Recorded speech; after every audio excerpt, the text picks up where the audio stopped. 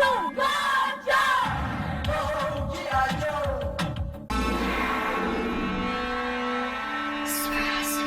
hey! Ron Rudolph here.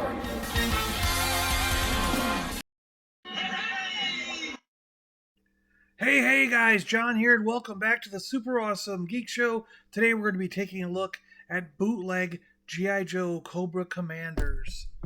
A while back, you may have seen a video where I found this green Cobra Commander figure in a job lot of G.I. Joe. I had asked around our community and some of the G.I. Joe groups that I know, what is this thing? Like, where did it come from? And all I really got in response was, that's got to be a bootleg. No one really had any answers as to what it is or where exactly this thing came from. The journey of discovery led me down a rabbit hole of stolen IP, back alley deals on the streets of Hong Kong, and finally into the toothpaste aisles of every grocery store in India. But let's start back at the beginning. Now, in the 80s, G.I. Joe was distributed only in the United States, Canada, and parts of the Europe and the UK. G.I. Joe was not distributed in certain parts of the world, mainly the Asian markets and Soviet territories. Political turmoil and events in the time prevented worldwide distribution. Throughout the 80s, Hasbro made many different versions of Cobra Commander until finally in 1992 they made this black style of Cobra Commander with the ropes and different design going around his chest there. When this Cobra Commander figure was released in the United States, it was in 1992. This figure was released on a card back as part of the Battle Corps subline of the G.I. Joe O-ring style 3.75-inch action figures. He came with accessories attached to a sprue that included a stand, a rocket launcher, and missiles, plus 4 different guns. The American release is probably the one that most people know about, and I think it was the first time that this mold of Cobra Commander was used for the United States and European market. Then along comes Fun School in India. Hasbro gives Fun School molds and a license to sell G.I. Joe in India and other nearby countries. The first foray into untapped markets. Calling all G.I. Joes! Come down to attack Cobra base! Over! 5, 4, 3, 2, 1, jump! Go G.I. Joe! Go G.I. Joe! Go G.I. Joe! Go G.I. Joe! G.I. Joe from Fun School, a new adventure every time. Start collecting now. Fun School was started as a joint venture between Hasbro and a company called MRF, Madras Rubber Factory, in Madras, India. Fun School started producing the first G.I. Joe figures and vehicles for distribution in that part of the world in around 1988 or 89. Fun School produced a lot of figures from the main G.I. Joe line, more than most people realize. Some figures made by Fun School were pretty much the same or very, very close to the United States counterparts, where others were often very, very different, and in some cases, very, very colorful. In 2001, the Happywell International Enterprise Limited Company in Hong Kong made a group of international terrorist fighters called the X Troop.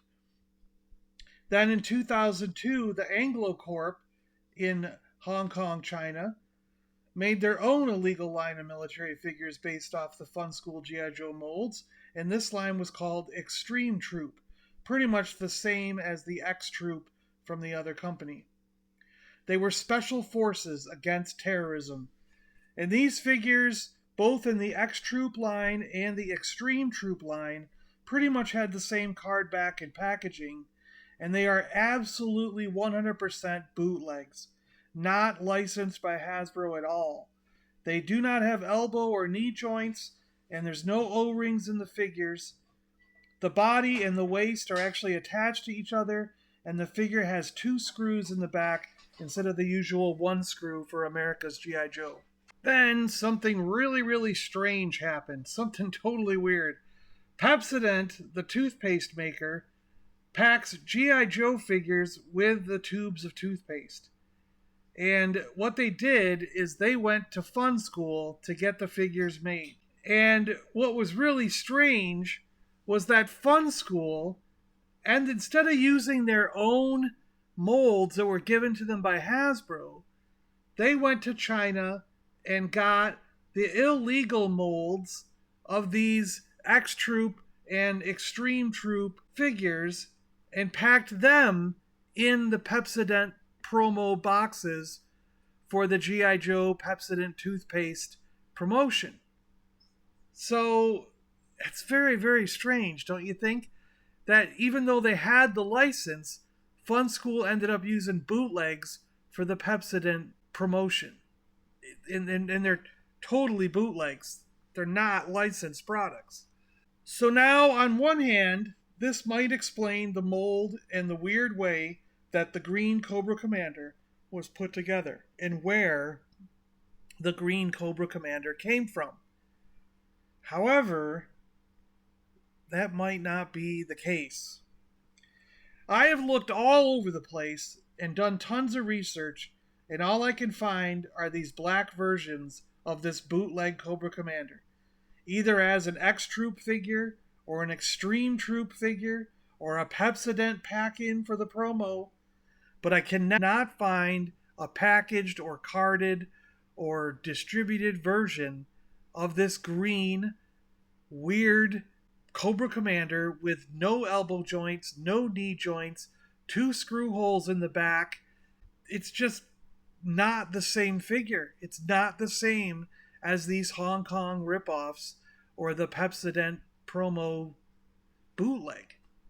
So I'm still left with the question, if anyone out there knows any more about this green Cobra Commander, please let us all know in the comments below. It's up to you guys.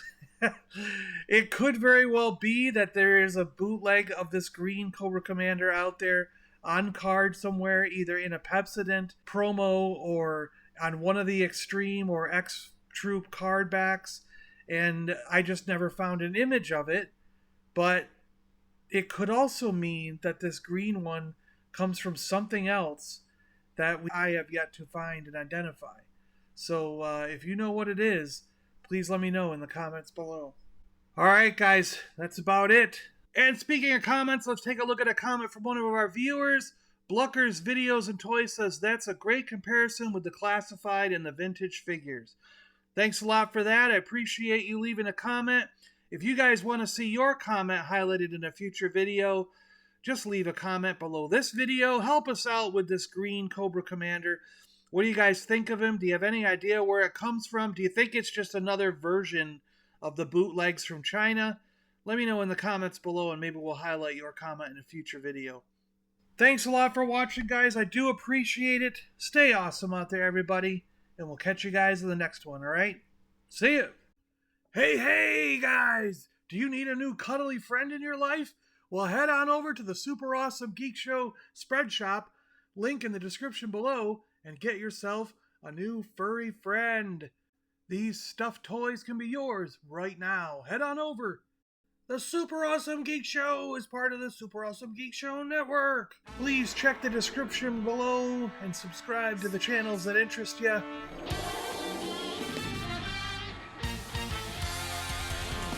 I am John, Wookiee impersonator and a Ladrin warlock with the Warriors of the Stars. Along came Jason, my bearded friend. Fabulous secret ideas were revealed to me the day he came to my house and said, I want to make a podcast! Only 2 others share this secret. I am Chris Visions. I like walks on the beach, sunsets, poodles. What's up, everybody? Morphin' time. Hi, I'm Rick Remender. Rob, the artist. Hey everybody, how are you doing? Hey, I'm Christopher Sabella. Hi, this is Ashley Eckstein, voice of Ahsoka Tano. Robbie Amell. What's up, guys? Today I have special guest Mike Selinker. You do indeed. We're working on Black Science.